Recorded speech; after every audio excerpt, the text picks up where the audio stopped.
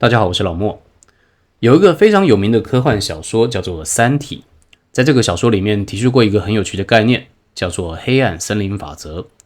这个概念认为宇宙就是一个黑暗森林，每个文明呢都是带枪的猎人，像幽灵一样前行在林间，竭尽全力隐匿自己的踪迹，任何暴露自己存在的生命都将迅速被他人消灭。为什么暴露自己的人会被消灭呢？是因为我们不知道对方是好是坏，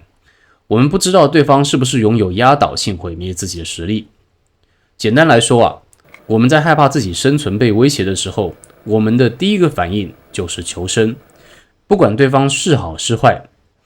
对方只要做了任何一个不对劲的事情，就会把对方给干掉。这也让我想到了《三国演义》里面曹操的一段故事。曹操在刺杀董卓失败之后，开始逃到他好朋友吕伯奢的家，但是吕伯奢的家人在准备饭菜款待曹操的时候，被曹操怀疑是要趁机谋害他，所以说一不做二不休，就直接把吕伯奢全家给杀了。当然历史上有没有这件事情我们其实是不知道的，不过可以确定的是，这个描写是相当符合人性。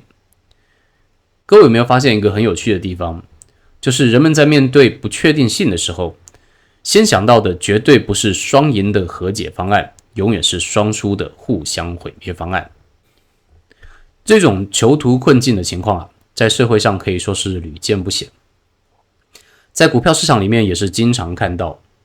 不对，我不能说经常看到，我应该要说的是遍地都是。为什么呢？因为交易市场里面成千上万的交易者，你永远不知道对方在想什么。而在零和博弈的市场里面，坦白说，彼此的存在也都会危害到对方的获利生存空间。不用讲我们散户了，那些大机构、法人、主力更是如此。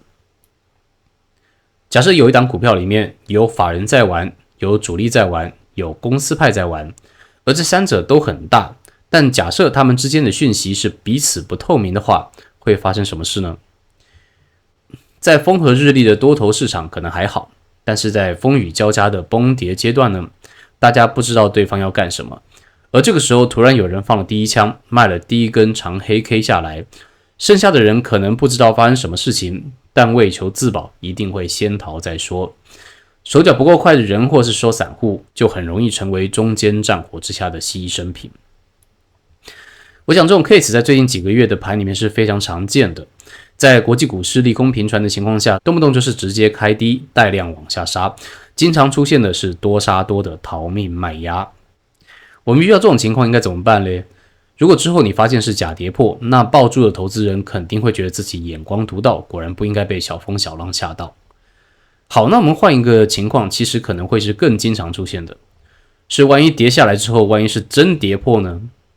万一这个利空真的是让这家公司会衰几十年的真利空呢？那请问当时抱住的投资人应该怎么办？要安慰自己，我的眼光一定不会错，它总有一天会涨回去吗？还是你要跟自己说，我运势不好，我们来去拜土地公吧。朋友们看嘛，我们专业一点，我们不要学那些股市里面的神棍大师们，我们面对市场要有积极敬畏的心态。如果你关注我 FB 专业的朋友，你就会知道我的首页写着用科学与纪律做市场的朋友，这两句话呢，就是我对这个市场的信仰。当市场恐慌发生的时候，所有人都会跟你讲说要冷静判断，不过呢，在现实当中这是办不到的，因为股价已经先崩下来了，此时大多的人可能都不知道发生什么事情，这个时候你是无法判断的。这种情况就像你本来安安稳稳在睡觉，突然一堆黑衣人冲到你家开始抢东西，这个时候你是无法判断他们为什么要开始抢东西的。同样在股市里面，我们要100%预测未来的发展是不现实的，我们能做的是面对不可控的未来的时候，最佳化你的计划。所以说，当意外突然发生的时候，这个时候你能够做的是冷静做好3件事。一，快速审视这个全新的发展有没有破坏你买进的理由。2，立刻观望领先或者说同步的指标，例如说加量，例如说技术形态有没有被破坏，这会给你在恐慌中带来些许的把握。3，因应全新的战场，立刻调整你的战术，寻求最佳的风保比，再来严格执行你拟定的战术。如此一来，你至少做到了对这个事件的因应，你不会后悔当时完全没有反应。再来，你事后会检讨的是自己当下的战术得不得宜，帮助你不断的精进自己的战术规划能力，而不是唉声叹气的说自己运势不好。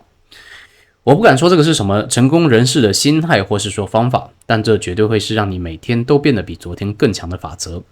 这市场会奖励的呢，永远都是做好准备的投资人们。好了，那这就是今天的节目。如果你喜欢的话，麻烦帮我们动动手指，点个订阅，分享。我们下周见。